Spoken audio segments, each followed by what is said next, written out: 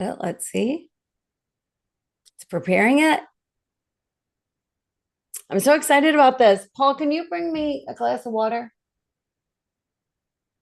Nope. Thank you. Yay. I think we're live. Okay. All right. So here we go. It's funny because there's a little bit of delay in the live. I don't know why. I don't know why it does what it does, but that's what it does. So I always have to kind of cover it up because it messes with my head. Yeah, I'm going to close my email too. Perfect. Perfect. All right, so here we are. Welcome everybody to the show. I'm so glad you're here. You're going to be so happy that you're here. I'm Kim Sorrelle. I write, I speak. I get to do so many fun things in life, but my favorite thing to do by far is to meet people. And I get to meet some absolutely incredible, wonderful people. And today I have my friend Nicole. She has done so much in her life. She's talk about breaking a glass ceiling. This is a woman who has broken a glass ceiling. Like there are people that somehow get into positions, not just somehow, not by chance, but because of who they are, get into positions that normally wouldn't be held by a woman. Unfortunately, we still live in the society that that's just true, that there just are jobs that are considered for men. And Nicole broke all those norms and said, heck, if he can do it, I can do it. And I love that about her, but I love her whole approach to it. And she had some challenges along the way. We're going to talk about that. We're going to talk about where she is now and the incredible things she's doing. So let's get into it. Nicole, welcome to the show. Oh gosh, Kim, I'm so blessed and happy to be here. You are a ray of light. I saw that in Ohio when we first met, and then it resonated so much in San Diego, and I'm so blessed to be here with you. Yeah, well, I feel the same. I mean, right away we connected, and it's wonderful when you meet somebody like that, and just right away there's connection, and you go, "Holy cow, I want to be this person's friend." I love it. So, Nicole, I want people to really get to know you. So, I'd love for you to tell us about 8-year-old Nicole. Oh wow. Okay, well, my name's Nicole Johnson, and kind of a sad story. When I was a little girl, I thought I wasn't wanted. Isn't that weird? My mom left her first husband and met my dad, and I was conceived on their honeymoon, and then he left him before I was born. And so I never really looked like my family. I'm Hispanic and they're Norwegian. And so I kind of felt like I kind of stood up like a sore thumb, you know? And it didn't take me, I didn't know how to place that feeling, but I just did it. I felt almost responsible that my now family was living in low income housing. Because before I was born, they had a home. She was a stay at home mom. She had a dog and a husband and a house. And I felt as a little girl almost responsible Mm. for them being in low income housing. And I know it's not the real truth, but it's how I felt. And so from a little young age, because I don't want to cry, but I tried to be the happiest kid in the room. I tried to, have joy wherever I went. My mom was a great mom, but she told me when I was a young girl that her job is to put a roof over my head, food in my belly, and clothes on my back, and everything else I had to figure out. Well, I lived in Los Angeles. I wanted to go to the park. I wanted to go to the beach. I wanted to go to college, right? I didn't want that life for me. So I had all of these really young ambitions as a young child to not live that life, if that makes sense.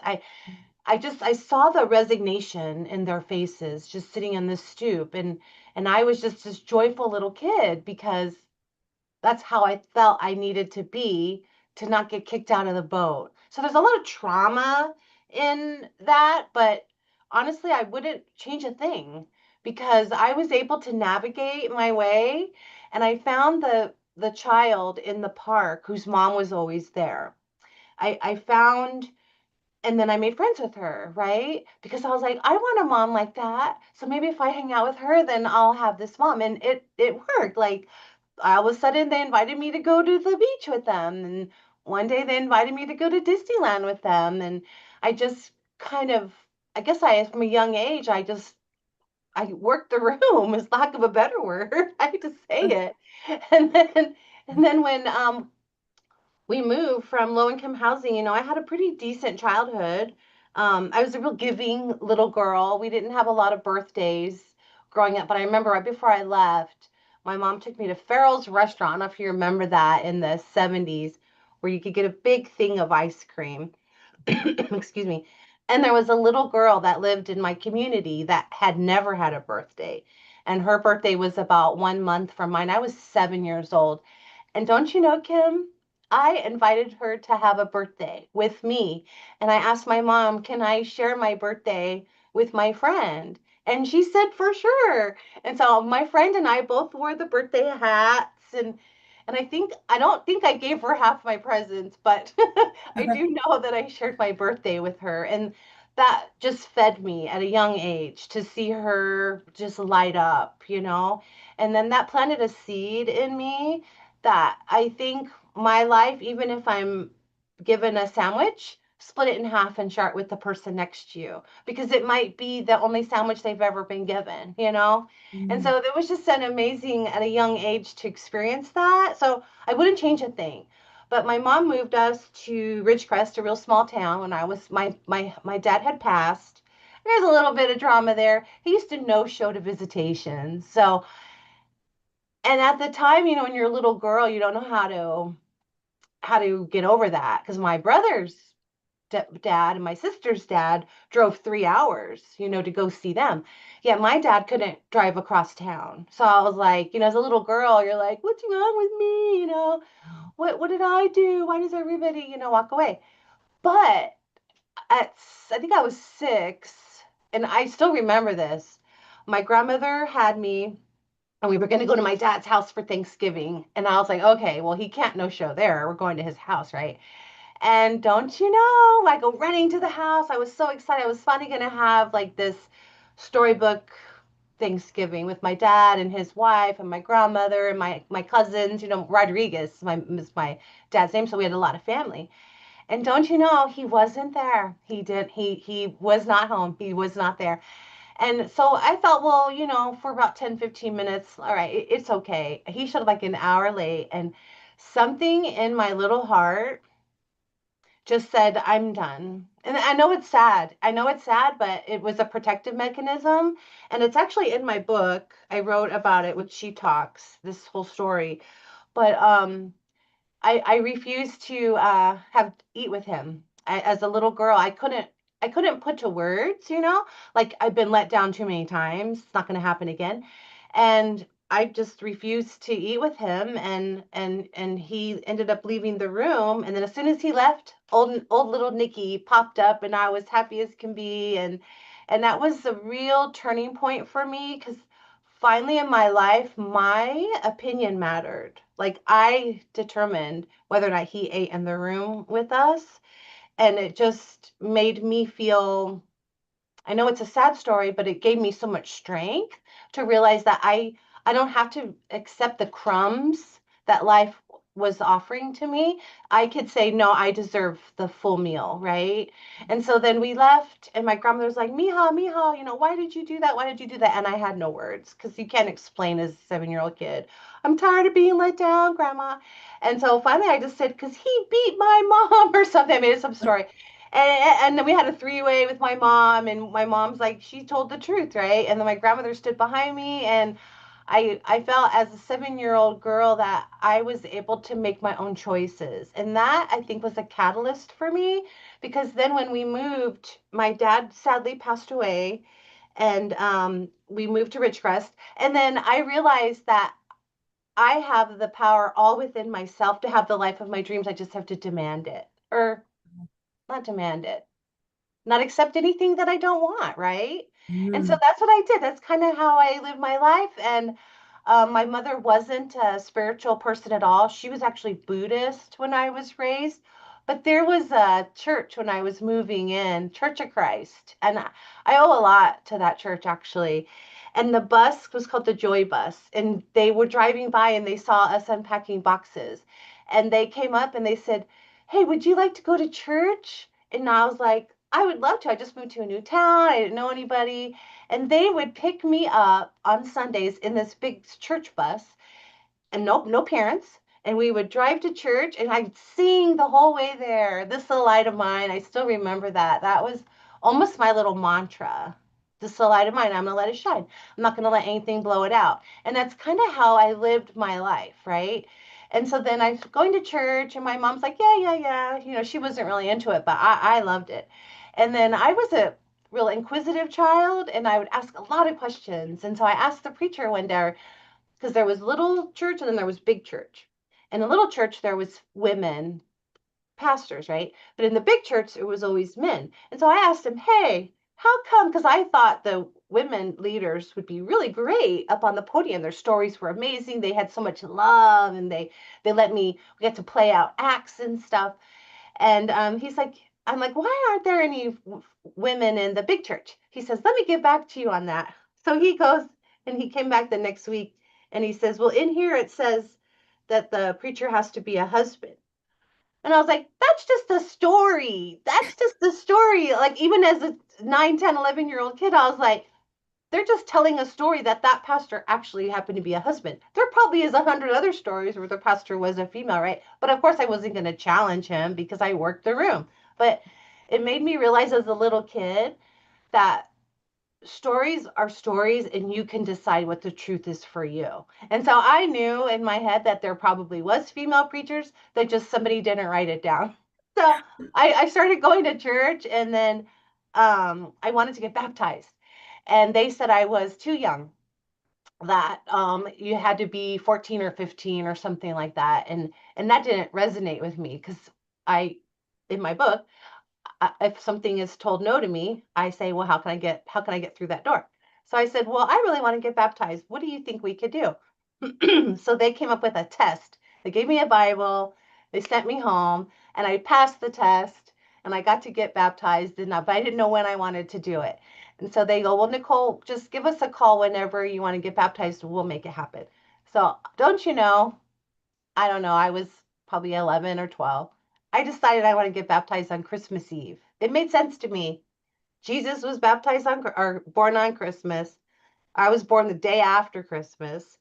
And so, of course, it's going to be the day before, because I'm being reborn, right? So it was my baptism birthday, Jesus's birthday, and then my birthday. Woo, perfect. So I tell my mom, I said, I want to get baptized on Christmas Eve. She's like, they're not gonna meet you on Christmas Eve. But I knew in my heart that they loved me, and I knew that I'd done the work.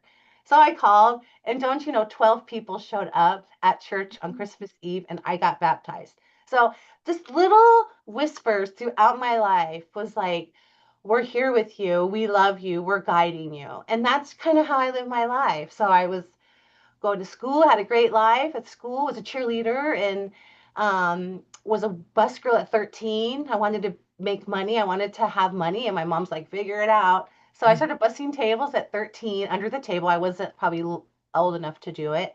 And then I was I wanted to be a waitress. I figured waitresses make more money. And the guy said, well, you can't be a waitress. You're not 18. Well, why can't I be a waitress? Well, because they saw my order a beer and you can't deliver the beer. Like, all right. So I went to every waitress and I had them sign a little letter, because I was just a joyful kid and I was always helping them and they loved me. So I got every waitress to sign that they would deliver a beer if one happened to be ordered in the morning shift, right? And so then I became a waitress at 17, a hostess at 18, and that's just my life. Is when someone tells me no, that's not the end answer for me. There's always something back that's going to propagate in my head. And so then I was waiting on this gentleman, Chris Kowalix, and I promise there's the story here. And I wanted to get a corporate job. I decided that I was tired of working weekends. I was tired of working Christmas and Thanksgiving. And so I said, hey, Chris, because I always would make friends with my regulars. It's part of my personification. A stranger is just a friend I haven't met yet. And if I know you, you're in my life, you're my circle for life. So I said, hey, Chris, are you hiring anybody? I really would want to try a corporate job. And he's like, actually, I have a 3 month temporary position as a secretary doing a database. So I applied, and I was the only one that showed up with a resume, bus girl at 13, hostess at 15, waitress at 17. And then I got the job, and it was only a 3 month position. But I thought, hey, at least I get to taste it, right? And so then I happened to just be talking to some guy in the hallway. My 3 month stint was almost over. I had no idea he was the contracting officer. I honestly didn't. I was just being myself.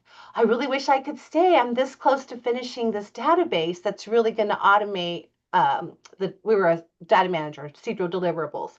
And he's like, "Oh, really? What are you working on?" So I was like, so proud. I was showing him, "Oh, see, you click here, and then there's that report that tells you everything that's due." And before I was here, we did it in a logbook. Now you can have reports and automation, da da da.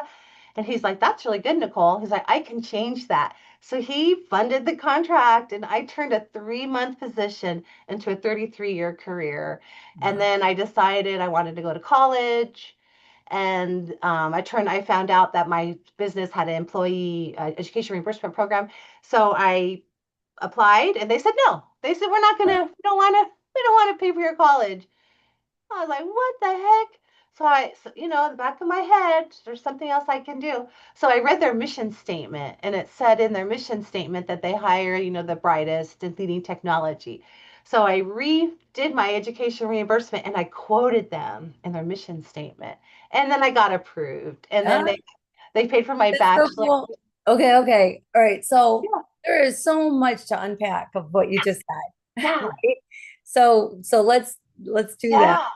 Uh yeah, I mean to be the only one in your family with a different dad, looking different, I mean Norwegians are blonde, right? Yeah. And here you are with the dark eyes, dark hair, Dark skin. and so feeling like, "Guy, do I really belong?" You know that you belong, I but do. you also see your siblings, this other dad coming in and driving far, and your dad being so non-existent. Uh, I can't imagine what that does to a kid.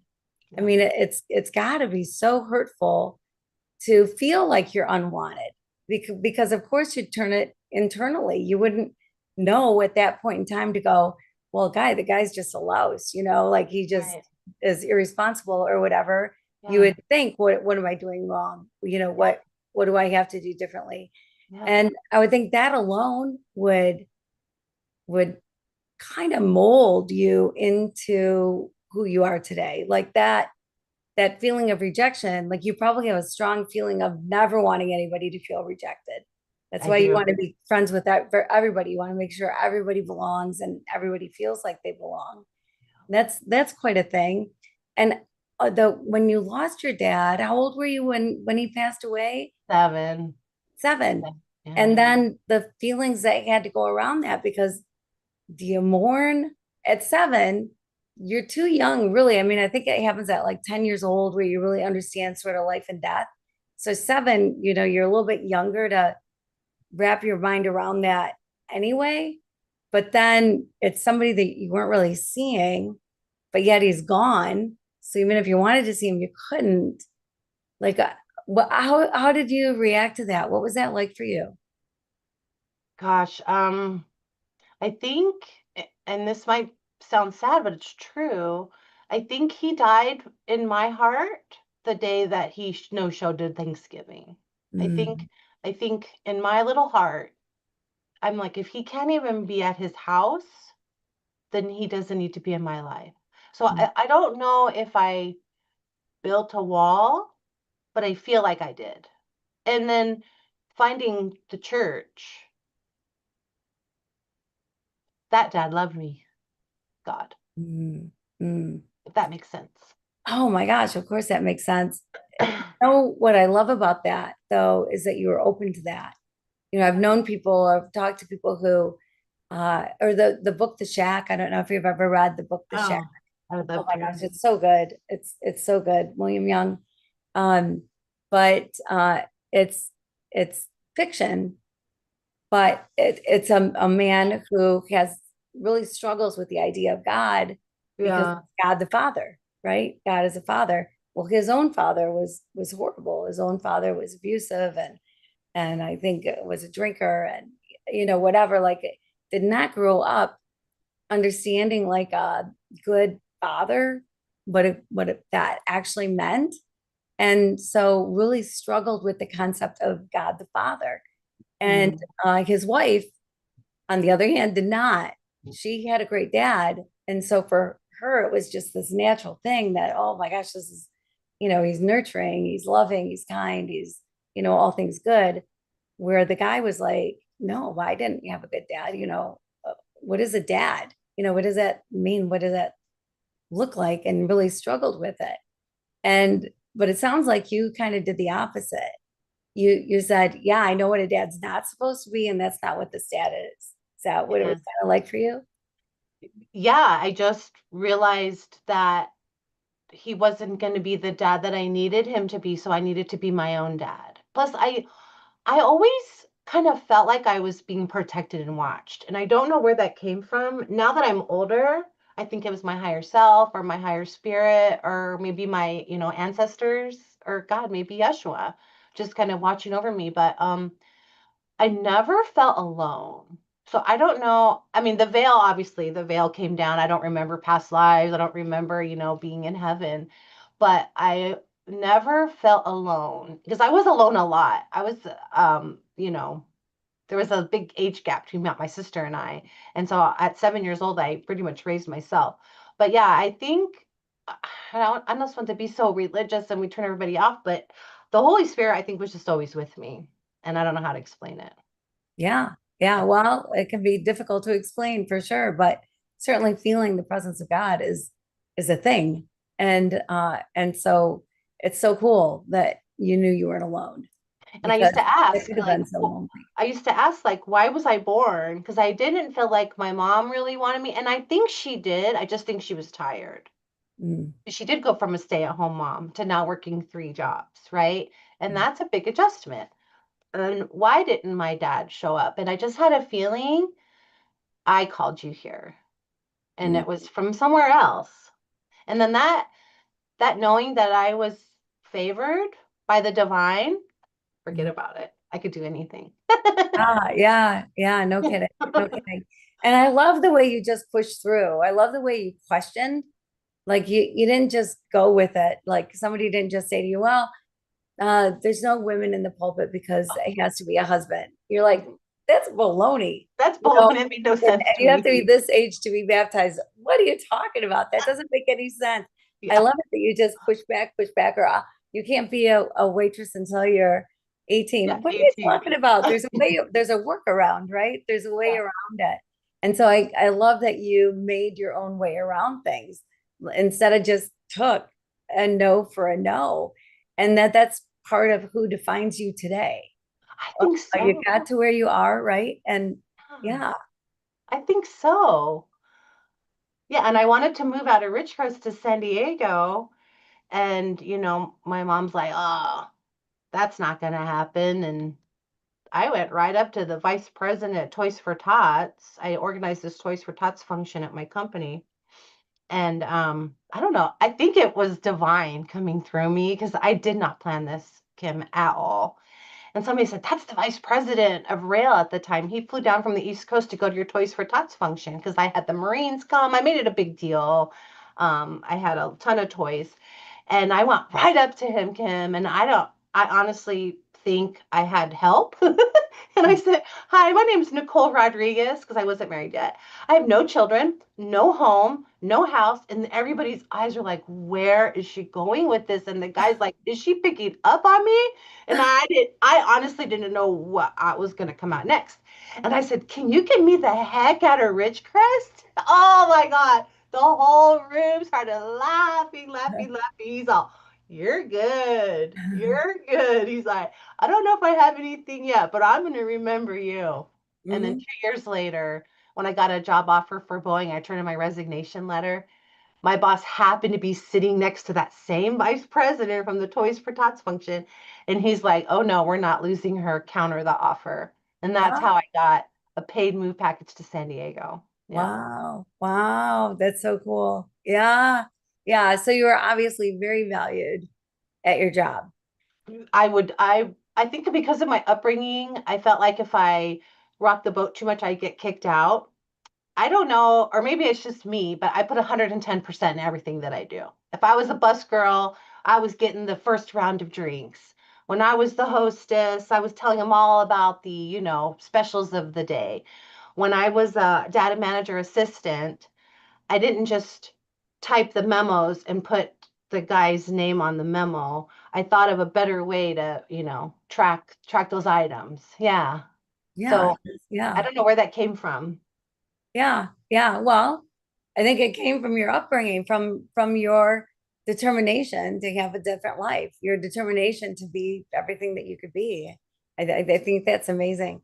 And I do love it, I have to say, that there was a church that reached out to you and said, Yeah. "We'll pick you up, we'll bring you," and it didn't matter if you're whatever, your mom didn't have to get up in the morning and take you or No. whatever, but that they would pick you up and take you. And that because belonging is such a big thing, right? And so to go there and then feel like you belong, like this is my Instantly. place, like these are my people, And I this got to is sing it. because we would sing on the bus on the way to church and on the way home because they would drop us off as well to our front door. It wasn't like a bus stop, like it was door to door service. And I got to actually sing and not be embarrassed. It was just amazing. Mm. Yeah, I wish they would do that again. I keep thinking there's got to be a way we could do that. Yeah, yeah. I know there's some churches around that still do that. Oh, nice. Yeah, yeah, and some individuals that will say Perfect. neighbor kid and reach out, whatever. Which yeah, Perfect. yeah, so nice because you can go to school. School's one experience, church is another experience, work is another experience. But when you can get into communities and feel like you really belong in a community and you get a lot out of it, if you're getting fed and you're able to ask questions and you're able to Yeah. grow and expand, like what a gift. I mean, that's just such a gift for a kid. And he So, never got mad at me. The guy never got mad at me for asking that question. And I didn't debate him. He gave me the answer. It says in the Bible the pastor had to be a husband. But in the back of my head, I was like, okay, they just didn't get every story from every person. well, I'd like to see where that is in the Bible because I think the Bible's been a little translated funny sometimes. Well, But you have a human filter. You have a human filter, and yes. and maybe the man that was writing it was a husband, so he could read. So I just knew at like 9, 10, 11 years old that a human being had to translate it. And I knew because of the connection that I had with Source. Yeah, Mhm. I Yeah, knew. I knew yeah, differently. yeah, yeah. That's so cool. So when did marriage and family fit into all this equation for you? Oh, wow. Well, I didn't really want to get into a relationship in Ridgecrest because I didn't want to get stuck there. So I always kind of had my eye at the big city. So yeah, I knew I was going to be moved. I had to wait for Veda Viridian to happen in order for me to move. And I literally wrote down in a book my ideal mate, just what I envisioned. And it wasn't like I was going to not settle for anything less. I just had a feeling that if you don't know what you're looking for, how are you going to find it? Mm, Right. good So point. I just wrote down, I wanted someone goal oriented. I wanted someone with dark hair, blue eyes. I wanted someone to show me what a real father, was like. Um, and I just kind of threw it out into the universe and just kind of walked away. And then when I moved to San Diego, um, I got my job again, 3 months temporary, talked my way into a full-time thing. I'm out at the base and I was walking by and I saw this gorgeous engineer and something just felt like that's my husband. I don't, and it Mm, wasn't like, oh, I'm going to marry him, but it was just like a spark. It was like, you need to meet that person. It's kind of the feeling that I got. So I asked my friend, who's that person you were talking to? And I found out it was the network engineer. And I worked in a big base. It was 6,000 people. So it wasn't like the size of Ridgecrest was 6,000, but the oh, base was pretty big. And so, yeah, I found out he was a network engineer and I invited him to lunch. oh, Yeah, I was going to college. Moved, I didn't know anybody. So I went back to school to get my master's. And I happened to, this was when we had laptops with a floppy drive. I had mm, my laptop out and I was moving it from one table to the other, and something, I don't know if it was divine, it literally fell out of my hand. The laptop fell right on the ground. on it was our group presentation. We had to present that day, and I was responsible for getting it ready.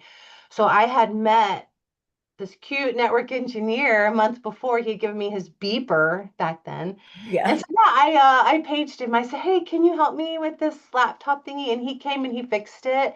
And then I asked him to lunch because it was, kind of a school project because he's very thorough. And so he wanted to open the file, and there it was, University of Phoenix. And I was like, oh, I might get in trouble. But I took him to lunch, and then he took me to dinner, and we've been married 23 years now, 24 years, and have Wow. two beautiful children. Yeah.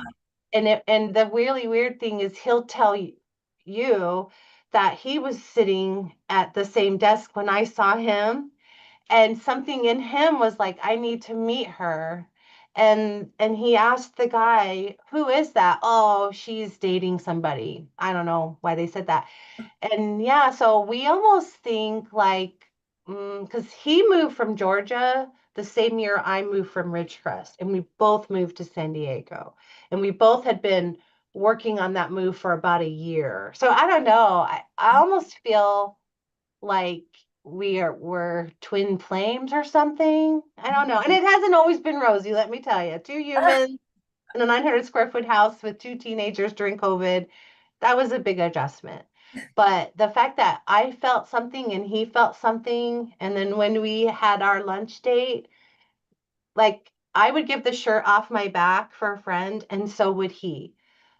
I had a dream as a little girl to open up a self-supporting homeless shelter. That's what I think there's something there that it could just be a one-time investment, and then the people in my world, they would build chairs or sew clothes, and that would fund the thing. And then he had a really similar idea. So there's just so many similarities, and yeah, so that's how I met him.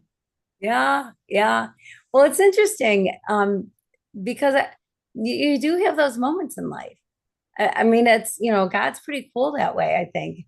I had sort of a similar-ish thing in that I wasn't sure that I ever wanted to get married. I had Yeah. my life planned. I was going to be the first woman president. I had everything laid out. And then but I did know that if I ever did get married, a man had to have two things. He had to be over 6 foot tall because my very short mom married a very short man. I want to give my kids a chance at some height. And he had to be good looking. So he'd look good in my wedding pictures. And so, obviously, very deep thinker. I was all of 17 years old. And one day, this tall, dark, handsome hunk of burning love walked into where I was. And I went, oh my gosh, that guy, there was just something about him. And like a couple weeks, so I just met him then. But then a couple weeks later, my phone rang on a Saturday morning. I was sitting at the table with my mom. We were just talking about the day or whatever we were talking about. And the phone rang and it was him, it was Steve. And he said he was having a party that night and did I want to come? And so, of course, I was a little coy. I said, well, let me look at my calendar, whatever. Held the phone down for a minute, went back on. Yeah, I think I can make it, whatever. Got off the phone, so excited that he called. And I sat back down with my mom and I said, that's the man I'm going to marry. I know, right? Like, who would have thought? But there was something, I would never say something like that. Like, it just kind of came out.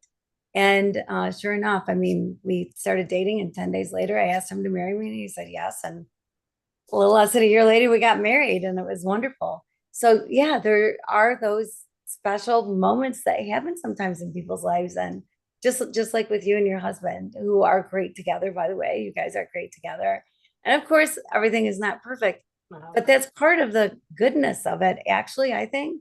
Because if it was just all rosy all the time, like everything's just, oh, we're just so happy every moment of every day, then you're not really challenging each other. You're not helping each other to grow. You're not helping each other to see that maybe there's another side to things. And I think it's okay to have those challenges in a relationship. I think it makes it healthier. Yeah, he surprised me. He got into personal development because he was a real estate agent, and I was corporate, corporate, corporate. Make sure I can get the next contract. I was really a type A, very machismo. I'll say I had to really get in touch with my masculine side to make it into this Department of Defense industry. And he surprised me with tickets to Tony Robbins. I didn't know who Tony Robbins was. And he had went a year before and he said, "Hey, I bought us tickets to a 4-day retreat." And I was mad because it was like $4,000 and 4 days away from my kids. I'd never been away from them overnight. But he organized daycare. One friend watched him for 2 days, another friend watched him for 2 days. And the whole way there, I didn't talk to him. I was so mad. And that saved our marriage, going, not me being mad, but me going to Tony Robbins and learning that our happiness is all determined with how we define things. And so that I can't blame my mom for my life. I can't blame my dad. Like, I have to take responsibility. Like, what? And then because of that, because I went to that 4-day retreat, my life has never been the same. I Something told me in that conference that it's not fair that only people that can afford a $4,000 ticket and 4 days off work have that information to know that no matter what happened to you in your life, you have the ability to redefine it and to flip it. Yeah, my dad no showed. He got on the wrong bus. I was sitting on this bus stop waiting for him to come, and that joker got on the wrong bus and went the wrong way. It had nothing to do with me. It had nothing to do with what I did, what I wore, my hair, my clothes, how I acted. He got on the wrong bus. You know what I mean?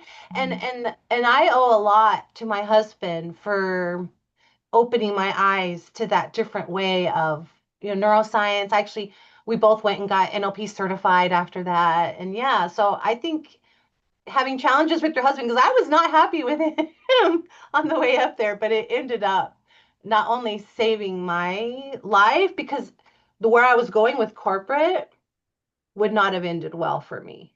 I gave 180% to that job because that was my identity.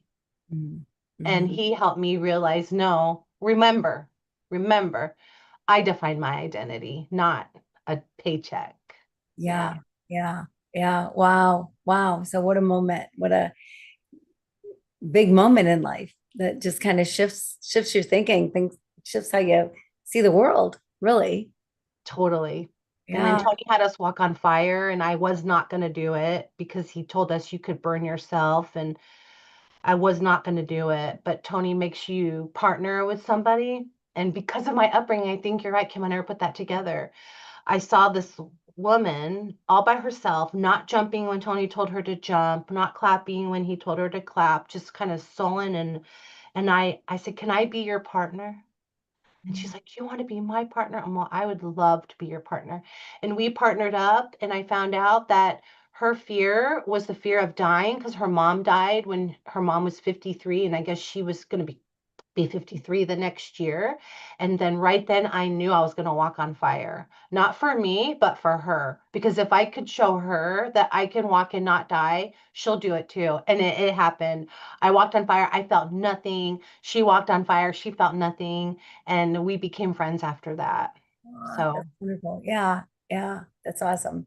I never put that two and two together, but you're right. I was the forgotten little girl, and now I look for the forgotten person in the room. Well, Yeah, yeah, yeah. That's really special. Yeah. So you decided to leave the corporate job. yeah. That probably wasn't an easy transition, or what was that like for you? Like, what made you make that decision? I mean, 33 years, that's a long time. And certainly you'd worked your way up and they loved Yeah. you and you did a great job for them. So, what was that like for you? I I don't really know. I knew that they gave me a 3-year warning that the funding was going to end with our contract, and they wanted me to become a GS, a government civilian, and just something in my spirit was like, you were made for more than this. Like, I handled multiple $10 million contracts.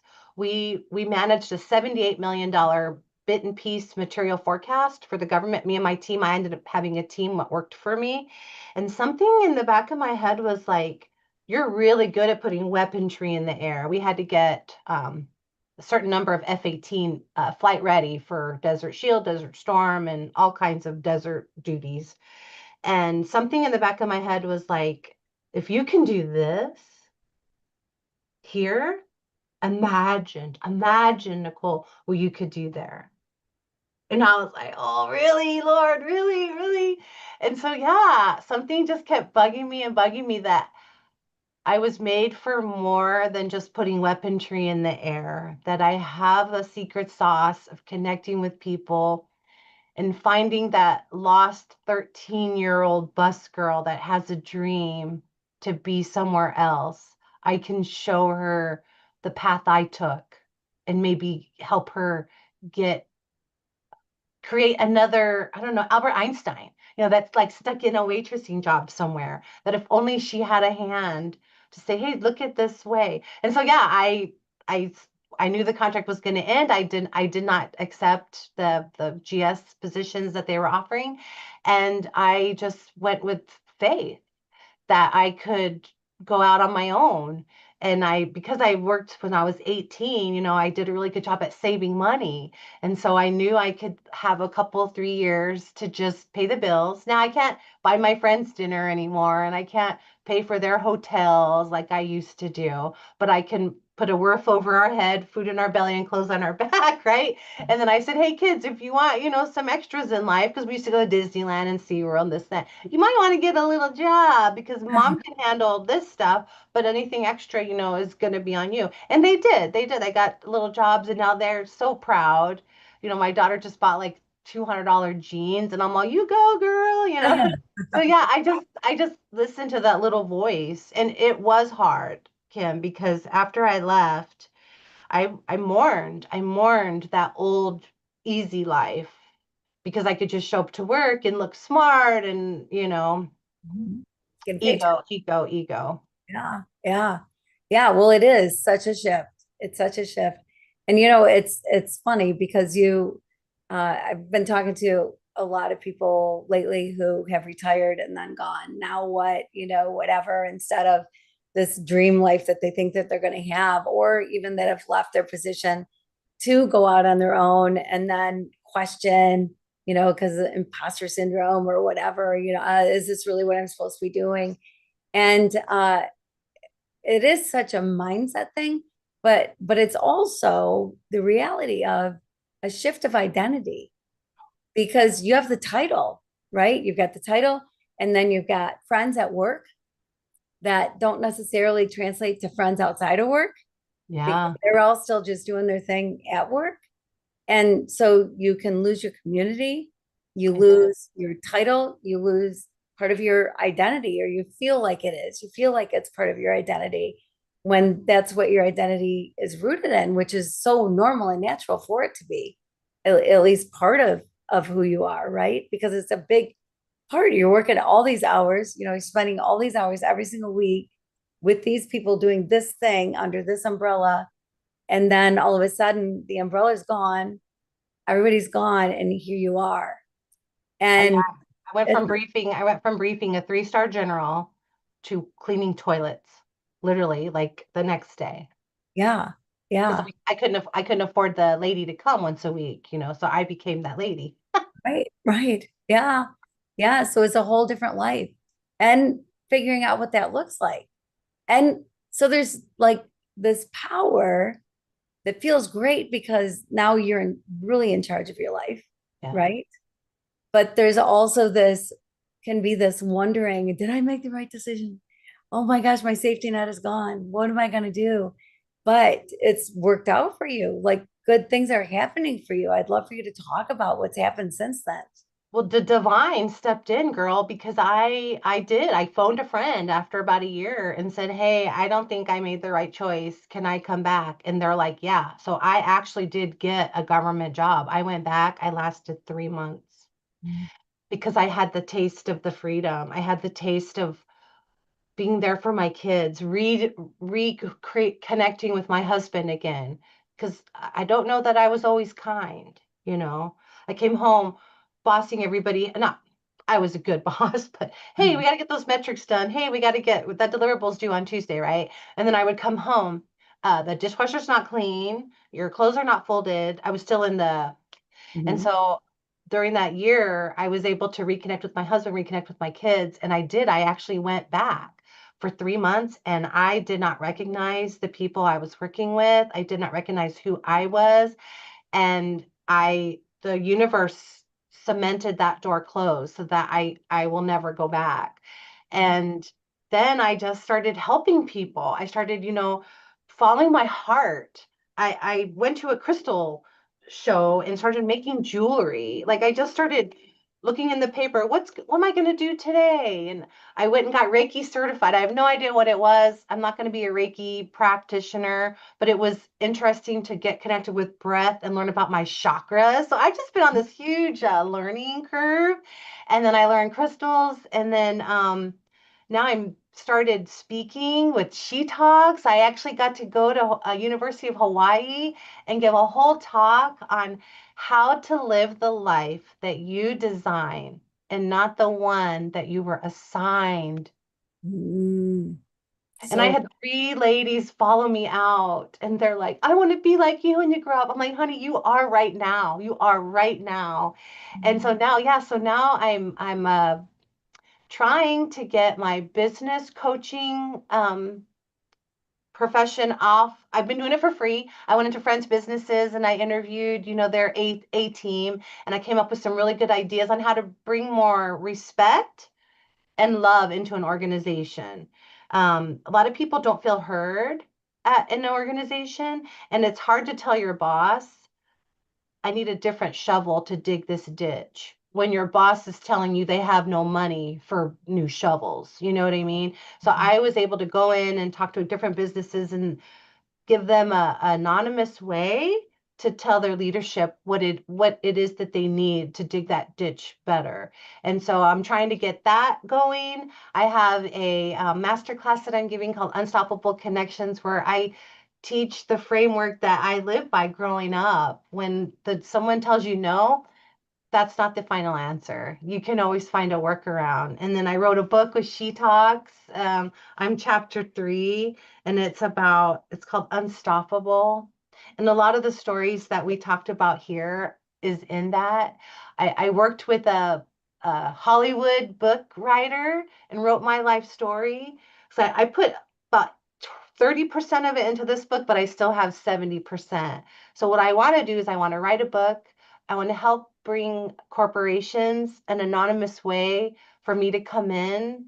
And if I was queen for the day, this is what I would do, and help find that 13-year-old bus girl that thinks she would be better as a waitress, and then have me propose that to leadership. And then I want to help other moms and corporate people that maybe was where I was, where you're so focused on your career that you forgot what you were really brought into this world to do, which is to be a parent to your children.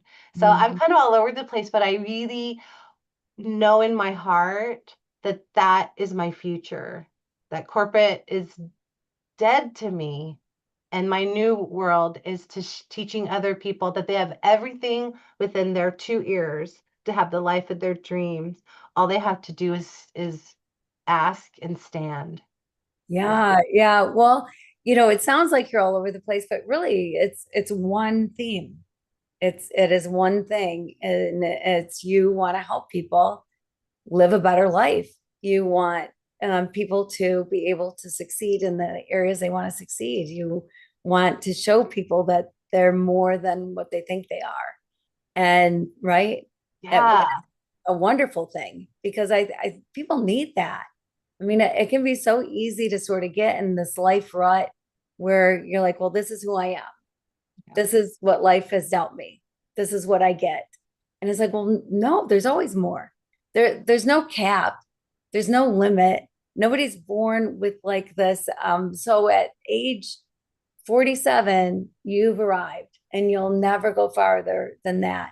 No, I mean, it is a lifetime of growth, a lifetime of change, a lifetime of experiences, and that all add up together to make this beautiful life that you dream to have.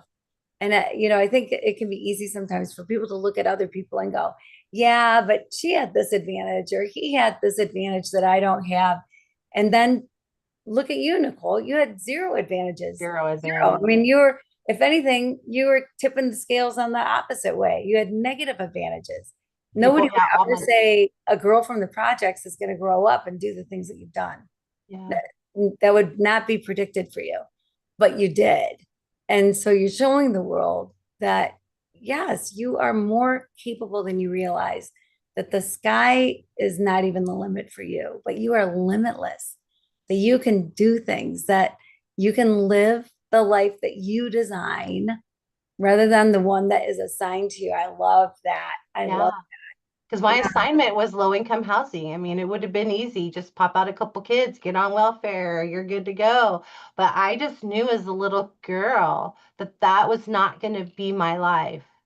You know, that was not going to be my life. And then that song, This Little Light of Mine, it just resonates with me. I had a little light in my heart that nothing could blow out. Not my dad, not no showing, not my mom that worked three jobs, not the preacher that said I can't get baptized, right? What do you mean I can't get baptized yet? And it all worked out. Or the when I got my corporate job, I said I wanted to be a you, that every performance appraisal, they'd say, what do you want to do? I want to have your job. I want to have your job. And they kept telling me, you can't. You're not a vet. All of our managers are veterans. They actually told me, why don't you go join the service and come back in a couple years? And I'm like, I'm not going to join this service just to be in your Bubba club. And I just worked really hard and did extra work for free. That's one thing I will say. If you want a better life, surround yourself with people that are doing it already and do it with them for free.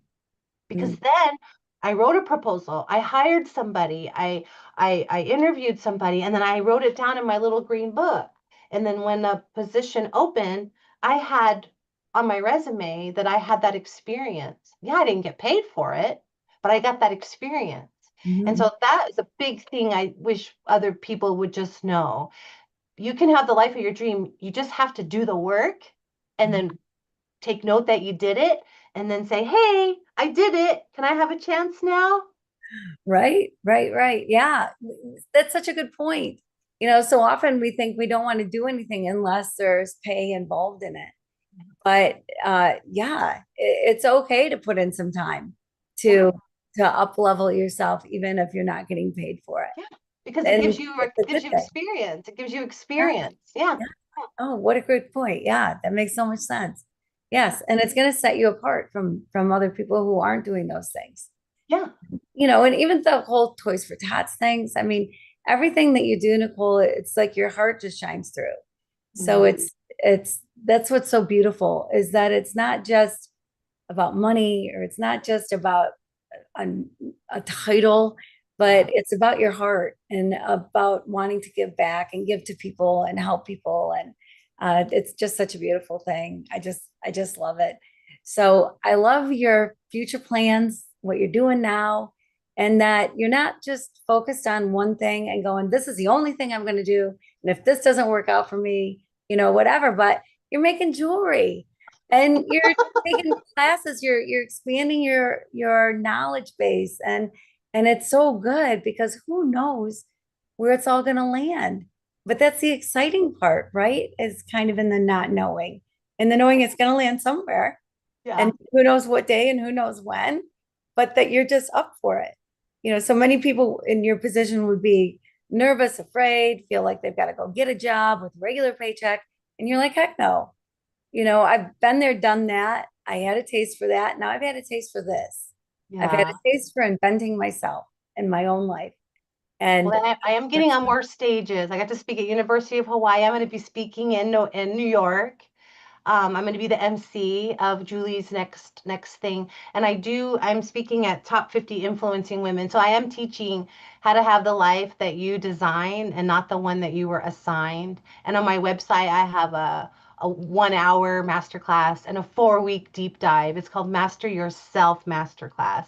How yeah. we can go into your brain, your mind, and pull out the weeds that maybe, my dad no showed.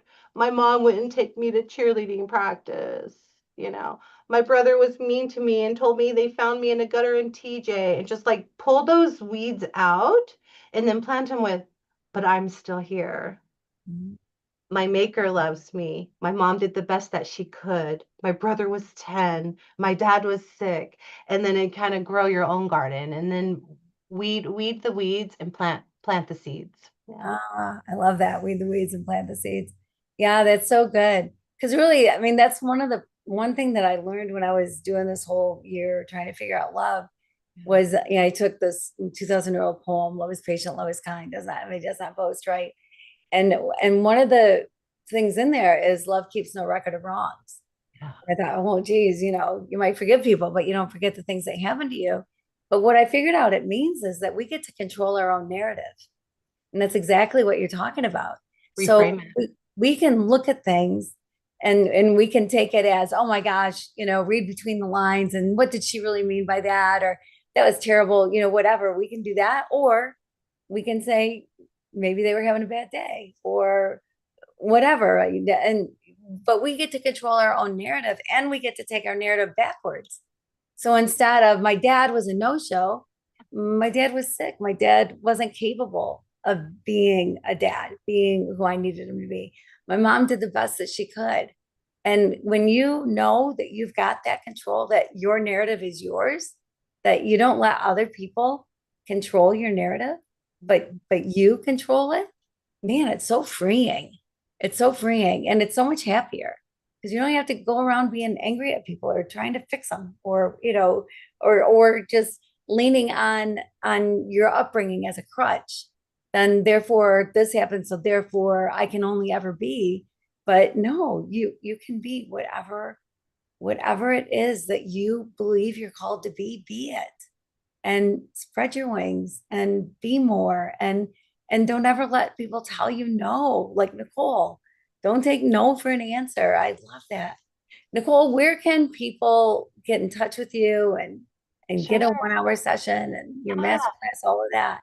Yeah, just go to my website, Enabled to Rise, and there's a book a free 30-minute talk with me. I also have a podcast called Enabled to Rise.